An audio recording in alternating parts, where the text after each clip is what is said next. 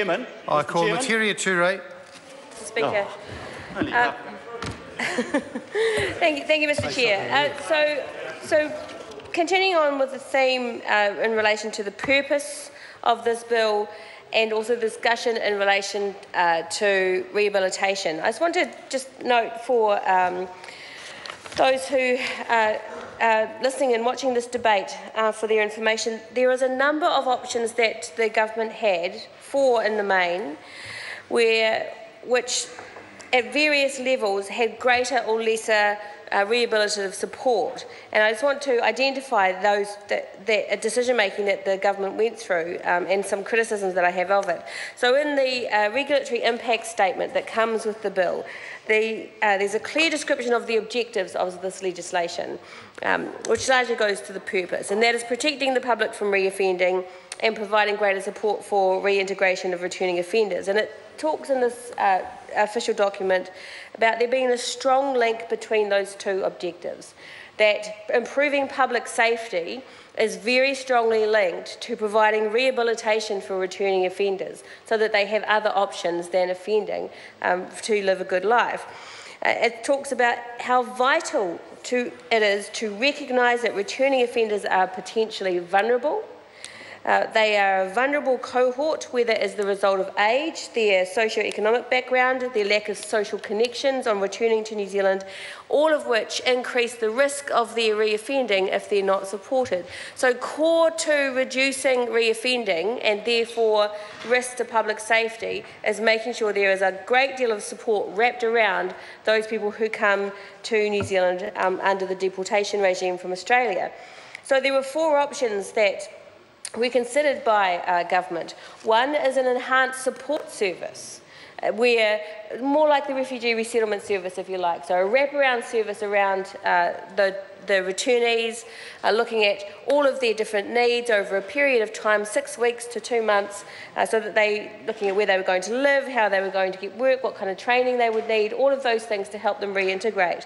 Option two was a register, a bit like the child sex offender register that we have operating here.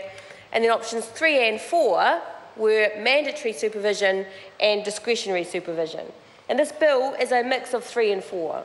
So the bill is a mix of options 3 and 4. But in the table that people can get access to if they want to have a look at the papers, it's very clear that the enhanced support services has the best support for reintegration, therefore to help reduce the risk to public safety. The best in terms of maintaining the human rights of returning offenders, so making sure that their dignity is upheld and therefore our dignity is upheld. The best in terms of cost effectiveness, certainly the cheapest of the options, was to have this wraparound support service. This official document gives a low score for public safety, which actually goes against what the whole paper is arguing, that best support and wraparound services for these people improves public safety. So I'm not quite sure how they got there. And then it goes on to talk about how the effectiveness of enhanced support services, that it's very cost effective, and that there are existing programs, both the refugee resettlement program and the corrections funded out of gate program already exist as models to use. So they didn't have to reinvent a new system. There is actually one already in place that could be remodelled to fit the needs of these particular offenders.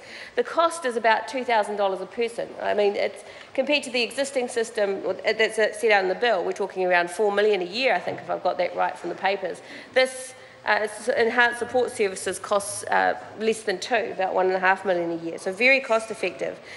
This is the kind of thing that we need to have alongside, either beefed up or alongside the existing regime. And in fact, that is what the regulatory impact statement also says, that all the options except for this support system require legislation, and that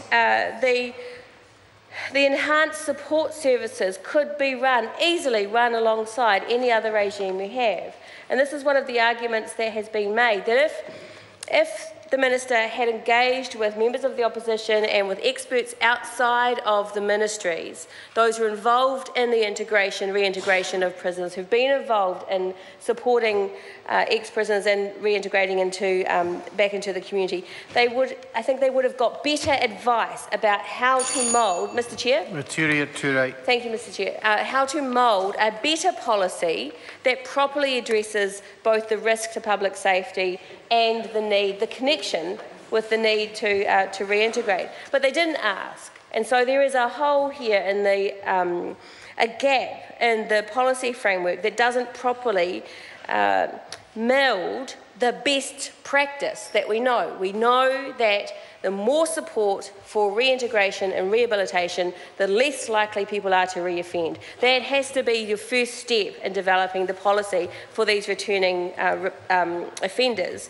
And then from there, you start to ramp up if you think that there's a need for more supervision, like we might see with those with very serious convictions or very recent convictions. But the starting point is missing. And so we are not going to get the levels of public protection that we could and should have, because we don't have the enhanced support services that even the public officials know will work to reduce the risk to the public.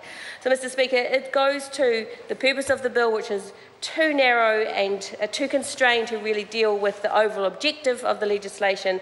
It goes to the failure of the Minister's office to really work with others who are specialists in this area to get the best policy advice, and as a result we have a bill hastily drafted that will probably fail in its effect.